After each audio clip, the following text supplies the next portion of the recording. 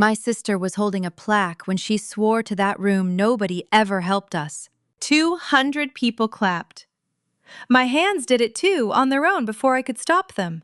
40 minutes later, a woman I'd never met stood at that same microphone. She had a page in front of her that I was never meant to see. My name was on it. That morning, I still believed my sister. To get you there, I have to go all the way back. I'm Charlene Mabry, 44 years old, 23 years in the Army, and most of them with my hands in an engine bay. I work in a motor pool at Fort Leonard Wood here in Missouri. Wheeled vehicles. Brakes, fuel systems, drivetrains, whatever comes in on the back of a wrecker at 6 in the morning. I keep trucks running. Nobody writes that down anywhere. That isn't modesty, and I'd rather you didn't hear it that way. It's how the work is built, and anybody in a shop knows it. There's no ceremony for a fleet that starts. My family never asked past the word Army. My sister told people I drove trucks.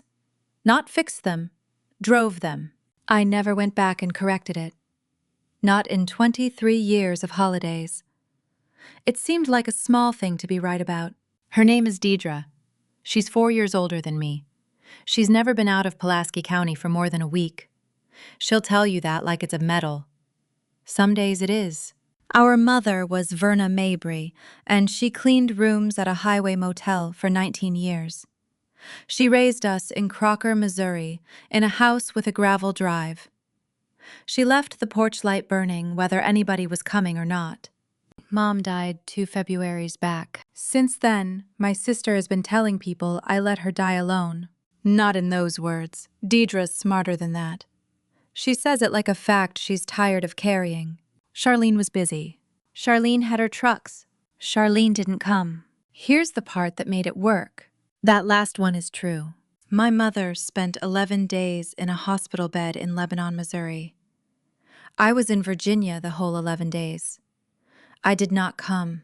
I've never once said otherwise. You can't argue with an empty chair. The church heard it first, because the church hears everything first. The women's circle heard it by Sunday. My Aunt Lucille heard it and stopped calling me on my birthday. By the summer after the funeral, a man I went to high school with wouldn't look up at me. This was at the parts counter in Crocker. He rang me out, slid the receipt across, and studied his own drawer like it owed him money. You'd think a person would stand up and explain. Explain what, though? I didn't have another story to put in front of anybody. I had the same one she did. Shame is a funny thing. It doesn't burn. It sits on you like a wet coat. You wear it into the commissary and the school pickup line and your own kitchen, and after a while, you stop noticing that you've been holding your shoulders a certain way for a year. There was one sentence I heard that whole year and let go of. A clerk in Virginia handed it to me on a Thursday. I gave it about 9 seconds. It took a stranger with a folder to teach me what he'd been asking. I'd been in Virginia 9 days when it happened. The school ran 12 weeks, start to finish, with 2 weekends off. Advanced maintenance. It's the kind of course you go to once and then work out of for years. I'd waited 6 years for a seat in it. That building always smelled like wax and hot copier. A specialist named Brill stopped me between the classrooms. He had a coffee in one hand and a stack of leave forms in the other. Mabry. Yeah. You got something going on at home? No. Why? He looked at the top sheet on his stack, then at me. Somebody called about you. Then they called back. Called back. How? Killed it. Before it ever got to me. From where? Doesn't say. Then it isn't mine. Probably another Mabry. Probably. He drank his coffee and went the other way, and that was the whole thing. I want you to understand how small it was. 9 seconds in a hallway that smelled like every other hallway. I'd talked to my sister the night before, and my mother was tired but steady. As far as I could tell, there was nothing there to chase. So I didn't chase it. That hallway is the only door I was ever handed, and I walked right past it. I called home every night of those 11 days, every single one from a stairwell at the end of the barracks. The reception was better if you stood on the second landing. Deidre's house is 4 miles from our mother's. By then, she had the run of all of it. Mom's mail, Mom's medicine, Mom's phone. That wasn't a coup, and I have never once called it one. Somebody had to do it, and she was there. I've never taken that away from her, and I'm not going to now. The 11th of February. How is she? Comfortable. Is she awake? On and off. Put the phone to her ear. She's asleep, Charlene. I'll wait. Don't be dramatic. The 12th. How is she? Same. Should I come? And do what? Sit with her. You'd be here 2 days and gone again. Deidre, save your leave. Come at Christmas like you do. The 13th, I got the machine twice and left one message. The 14th, she picked up on the 9th ring. She was in a parking garage, and the phone kept cutting out. By the 15th, I had a knot under my ribs that wouldn't go away. Is somebody with her tonight? I'm with her tonight. You sound wrung out. I'm handling it. Let me call the nurses' station. Don't do that. Why? Because they're busy and you're 1,000 miles away. That stopped me flat, standing on the second landing in my socks. It was true. Both halves of it were true. That's the thing about my sister. She never had to make anything up. She just picked the true parts. Josie was at Deidre's the whole time. 10 weeks with her aunt while I was in school. She was 9 that winter, and she thought the arrangement was a vacation. She saw my mother nearly every day of those 11 days. I didn't. One night, it was my mother's hands. Grandma's hands are cold. Did you hold them? Yeah. Then they're not cold now. That's not how it works, Mom. Sure it is. The 16th? The 17th. 2 nights that were the same night. Anything. She's resting. Deidre, is she resting or is she under? She's resting. The 18th, I got through at 10 at night. Is she talking? Some. About what? Nothing. Weather. Deidre. What? I can be there Thursday. Don't. Why not? Because I've got it. The 19th was Josie's birthday. She turned 9 in my sister's kitchen with a cake I didn't buy and didn't see. I called at 7:15 in the morning before her bus. I sang to her in that stairwell with my boot on the bottom step. There's a landing in that stairwell where somebody touched up the paint in a slightly wrong white, and I stared at that patch the whole time I sang, and I could draw that patch for you today. You sound funny. It's the stairs. Are you sad? I'm fine, baby. Grandma didn't call. Grandma's resting. Okay, hang on to that hour for me. 7:15 in the morning, the 19th of February. Write it on your hand if you have to. The 20th, I couldn't get anyone at all. My phone went off 2 mornings after that at 6. It was my sister. Her voice had already finished crying. She's gone. When? Last night. Why didn't you call me? There wasn't any point. I drove the whole thing in one go, straight through the night. 15 hours, 2 fuel stops, half a sandwich I threw out at a rest area in Kentucky. I got emergency leave in about 11 minutes, which is the fastest the Army has ever moved for me. My commander signed it standing up at the hood of a truck in the rain. You need a driver. No, sir. Charlene. I'd rather drive. He knew what that meant. Anybody who's ever had a long drive ahead of them knows what that means. The funeral was on a Thursday at the church on the north end of Crocker. It has a metal roof that makes rain sound like applause. It rained the whole service, so my mother went out of that building to a sound like a room full of people getting to their feet for her, which is the one thing about that day I've ever been glad about. The lid was down, and Deidre had chosen that without asking me. I want to say something about my sister that isn't cruel. It's the true part, and I'd rather have the true part in here. She sat with our mother for 11 days. She washed our mother's face every morning with a folded cloth. She learned the names of every nurse on that floor.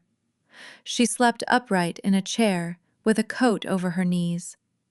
All of that happened. Nobody made her do any of it, and nobody was standing there watching. That's why the rest of it fooled the whole county for a year. I was so tired that week I couldn't feel much of anything. I've since learned that's grief too. It doesn't always come at you crying. After the service, they put out sandwiches in the basement.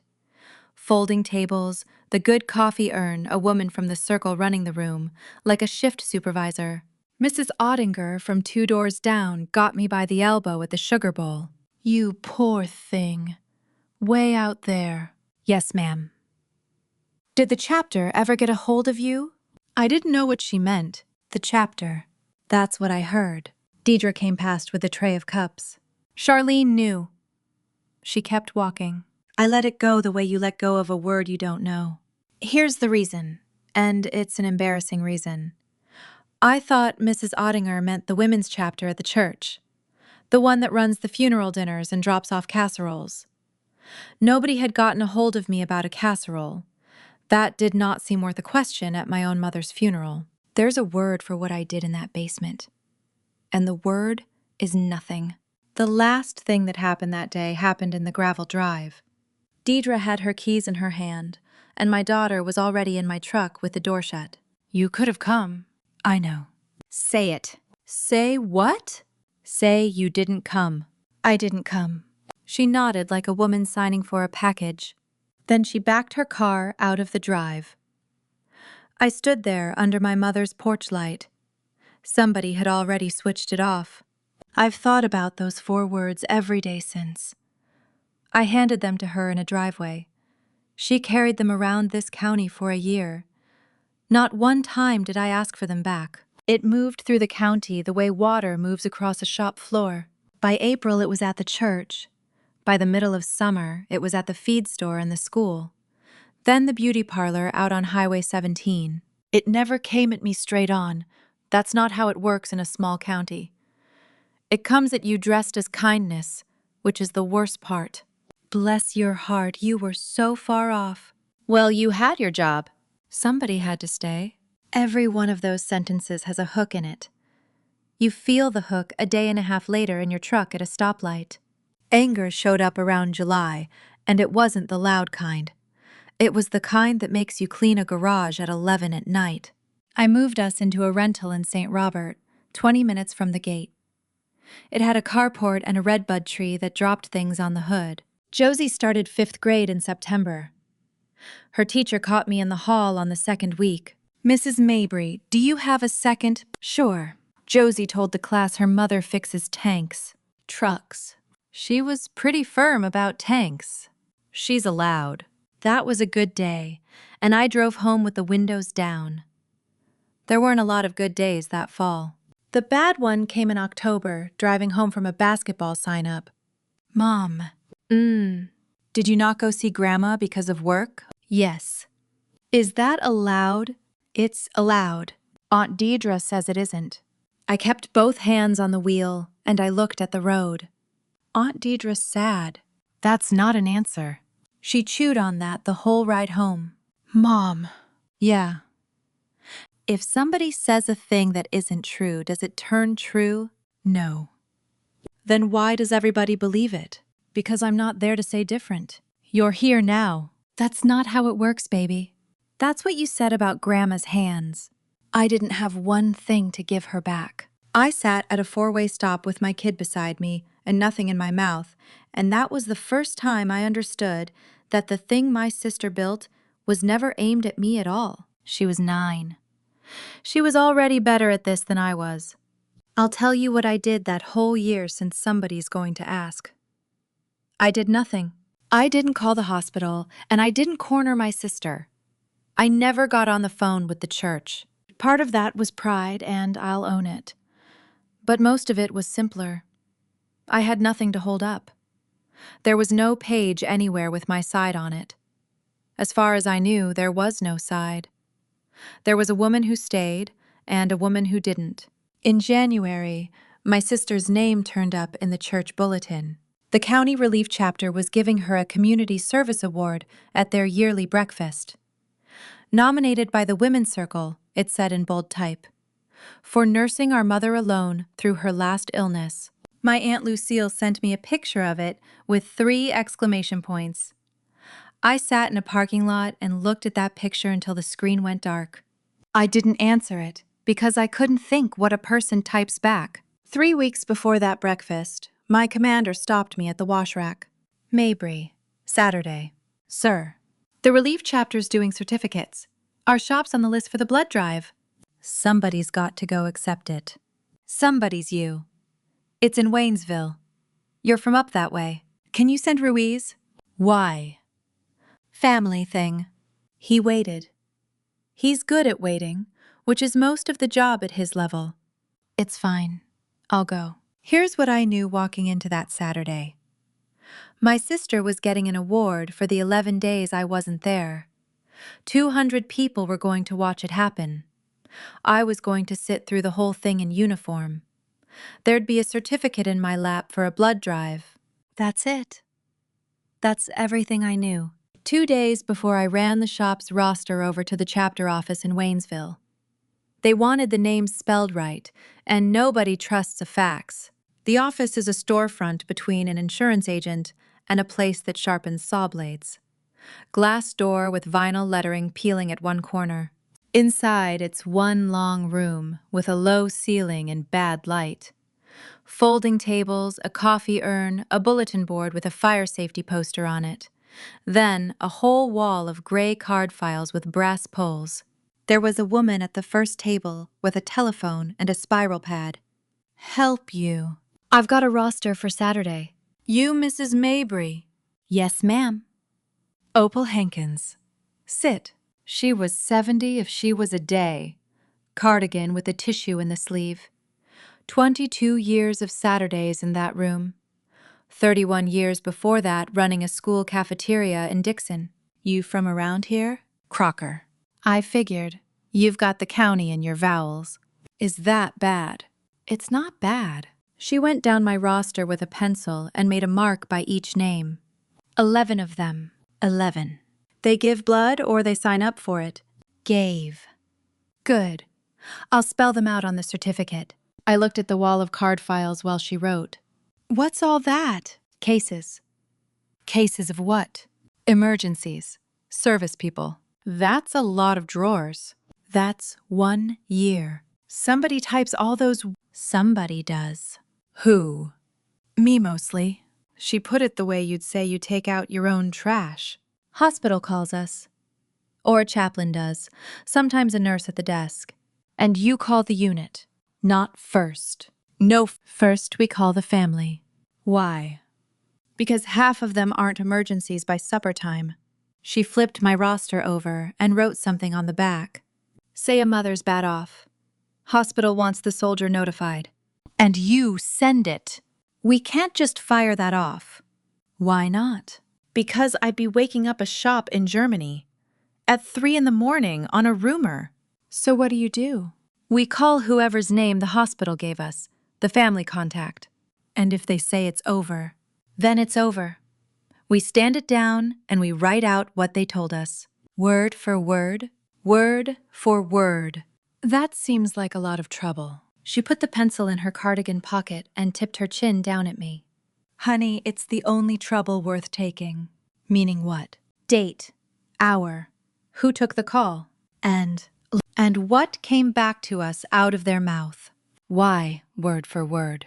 So it isn't my word against theirs. She said that the way a woman says a thing she's believed for 30 years and never once had to defend, and I stood there nodding at her like somebody waiting on a receipt. I want you to notice something. I asked all of that out of politeness. I was standing at a folding table with my truck keys in one fist. It's the kind of talk you make while a nice older woman finishes your paperwork. I never once thought it had anything to do with me. If I'd had one honest thought in that storefront, it was that I liked her, and that I was glad somebody in this county still typed things out. I signed the roster and slid it back. She turned it around and looked at the top line where my own name was in my own handwriting. Mabry. Yes, ma'am. She didn't say anything for a second. Out of Crocker, born there. She squared the sheet up in a tray with 2 fingers. She didn't look at me while she did it. Table 4, Saturday. Coffee's better at 4. I got in my truck and drove back to work and thought about absolutely nothing. Saturday came in gray and wet, the last cold week of the winter. I came off a shift that morning and never got to bed. That's the honest reason I was in a duty uniform instead of something with a collar. We'd had a 5-ton go down Friday night. I was under it until 5:30 in the morning. I got home, showered, and put the same uniform back on. Then I got my kid in the truck. Josie wore a good coat and the boots she hates. Is Aunt Deidre going to be there? Yes. Are you going to be nice? Yes. Are you going to be nice on the inside or just outside? Just outside, probably. That's fair. The chapter hall is behind the office, a metal building with a kitchen at one end. Long tables, paper tablecloths, folding chairs, coffee urns going at both walls. 200 people eating scrambled eggs off warming trays at 8 in the morning. A man at the door had a card table with name tags on it. Mabry. Here you go, Mrs. Mabry. And who's this? Josie. Josie gets one too. Curtis Yount ran the program front to back with a cordless microphone. He chairs the chapter board, sells farm insurance, has the voice for it. Mrs. Mabry, your table 4. Certificates come after remarks. Yes, sir. There was a program on every plate. One folded sheet gray paper church bulletin font. I had a look at mine while the eggs went cold. Can I have 2 eggs? You can have 3. They're cold. Eat them anyway. Is that Aunt Deidre's table? That's her table. It's nearer the front than ours. It usually is. My sister's name was under community service. My name was under group certificates with the shop and the words blood drive after it. At the head table, there was a woman I didn't know.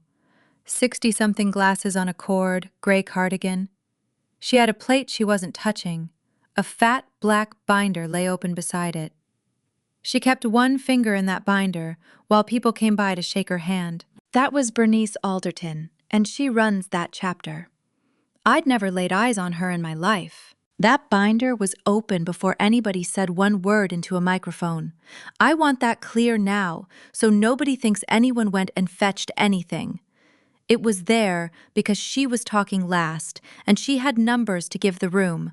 Deidre came in at 10 after 8 with her husband. They sat at table 1, the one by the podium. She saw me. Her eyes went to my uniform and stayed there a beat. Then they moved to the wall behind me. Curtis Yount started at 8:30. There was a prayer, then a young man with a guitar, then a slideshow of a tornado response in the south of the county. It went on longer than it needed to. Then he got to the Community Service Award.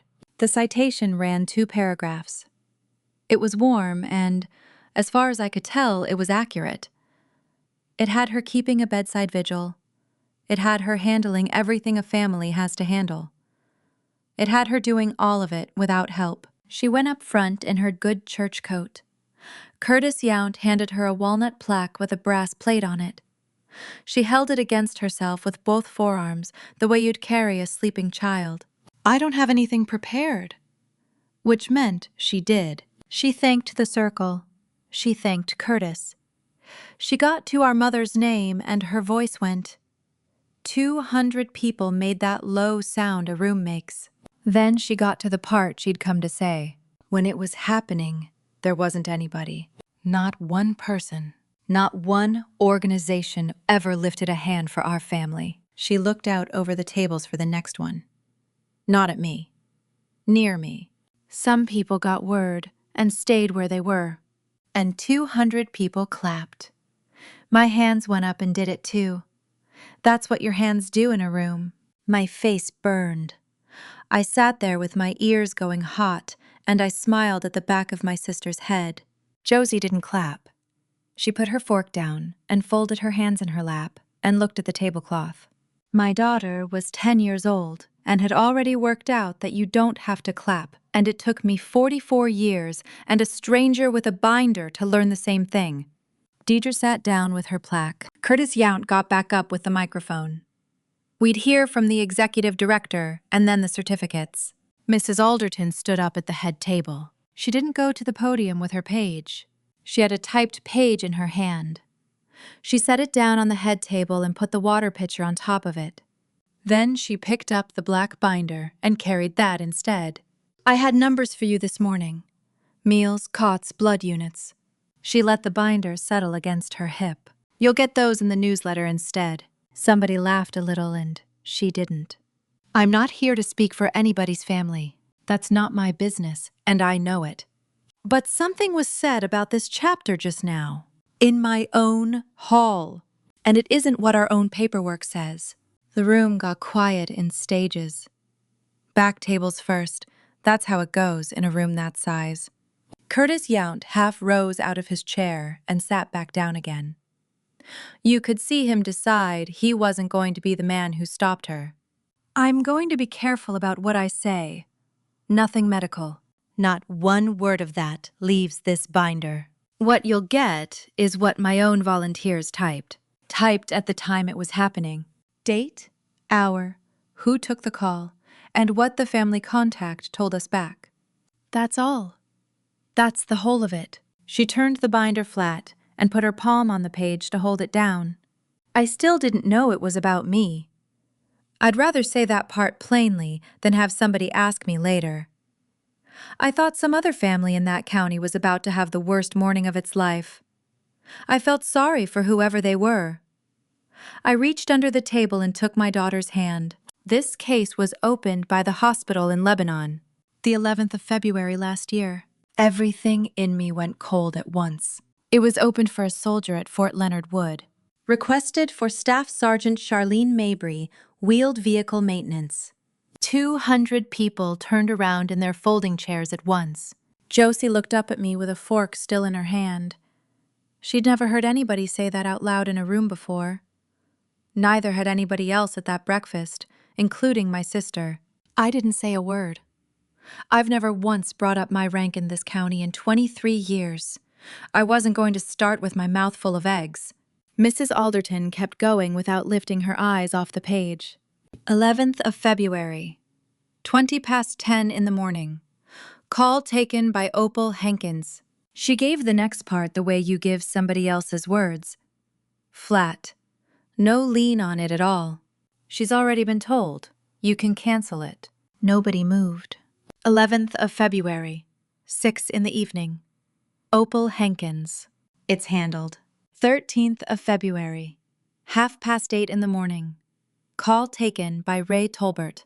She can't come anyway. The coffee urn against the north wall started to hiss. A man got up and unplugged it. Then he stood there holding the cord because he didn't want to walk back to his seat. 14th of February, 4 in the afternoon. Opal Hankins. Mom's better today. Stand it down. 16th of February, 10 minutes to 9 at night. Opal Hankins. We don't need it. My sister had the plaque in her lap. She was holding the edges of it with both hands. 19th of February, 7:15 in the morning. Ray Tolbert. There is no emergency here. Josie laid 2 fingers on my sleeve. That's my birthday. Just to me. Under the noise of a room full of people not breathing. Nobody else in that building heard it. I put my hand over hers, and I did not move. 20th of February, 11 in the morning. Opal Hankins. I'll tell her myself. 21st of February, 6:30 in the morning. Opal Hankins. She knows. She's not coming. 21st of February, 1 in the afternoon. Opal Hankins. It's over. Cancel it. Mrs. Alderton stopped there and let her hand lie flat on the page. Our file shows the hospital called us again that night, at 10. By then, it was a different kind of call. All I can say about that hall is that it went quiet the way a shop goes quiet when somebody drops a wrench off a gantry, and then it stayed that way, about 4 seconds too long. I heard a chair go over somewhere behind me, and nobody picked it up. I'm not going to tell this room what any of that means. It isn't mine to tell. But this chapter tried to get a message to that soldier. For 11 days. Every time it was stopped at the same telephone. by the same name. So I'd like the sentence about nobody lifting a hand taken back. A chair scraped on the concrete over at table 4. Opal Hankins stood up out of her folding chair. Cardigan tissue in the sleeve hands folded in front of her like she was waiting on a school bus. I made those calls. Opal, you don't have to stand. I'd rather stand. She looked at me one table over. She didn't say anything else. She stayed on her feet the whole rest of it. She never once put a hand on that binder. She never spoke a line out of it. She'd typed every one of them a year ago, and she let somebody else say them. My sister got up out of her chair with the plaque still against her. She got to the microphone before Curtis Yount could come out from behind the table. Nobody had thought to switch that microphone off. It took her voice and threw it at the room. That's not what that means. Nobody came back at her. That is not what that means. The second time, it came out small. Then she took a chair at the far end of a table that wasn't hers. A man in a seed cap scooted over to make room. People in this county are kind, even when they've just found out something. I never said one word during any of it. Not one. I'll put that plainly because people have brought it up since. Usually people who wanted me to have spoken up.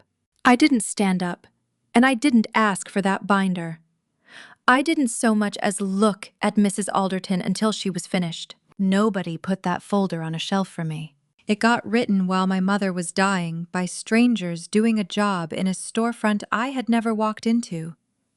My name sits on every page of it. I'm the one name in it that never got word. That's the whole difference, and it took me a year to see it. A thing you keep in your own house is an argument.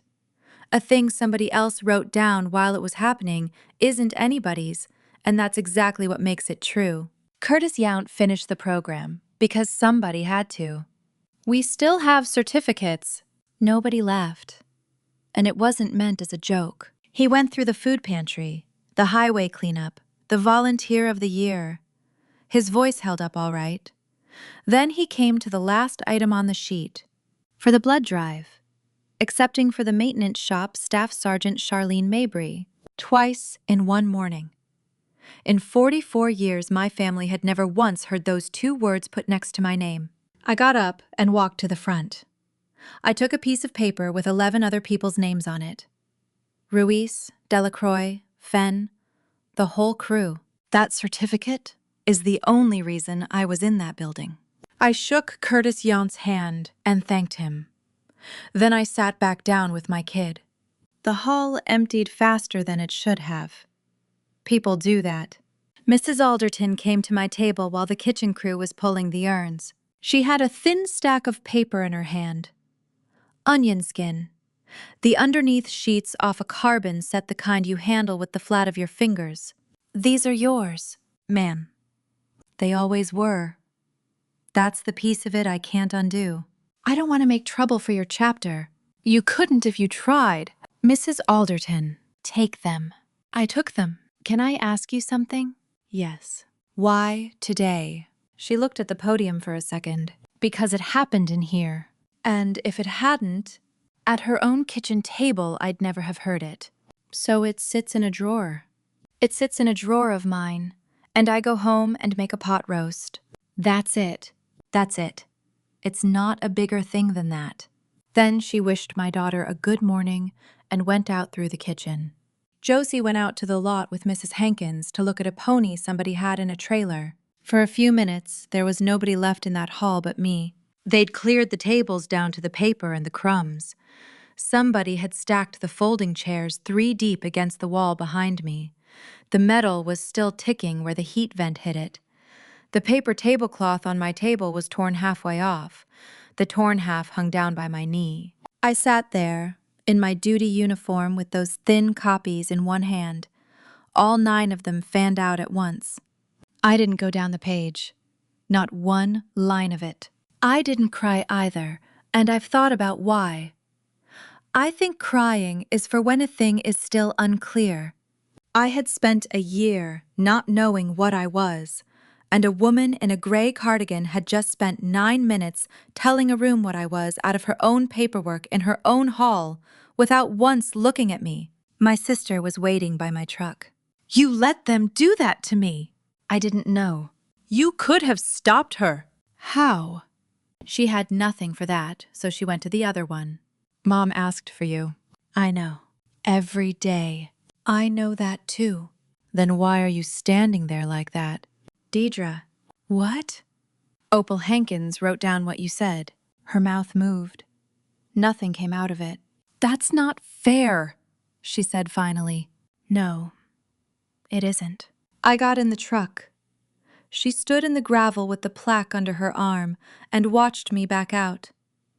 I've never once been sorry I didn't say anything else. Nothing happened to my sister.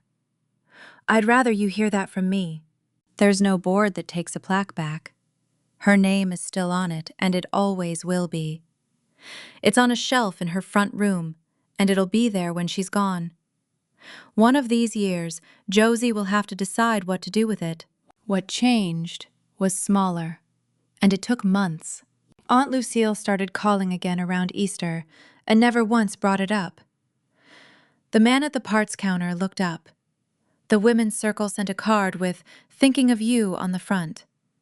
That's what people send when they can't figure out what to write.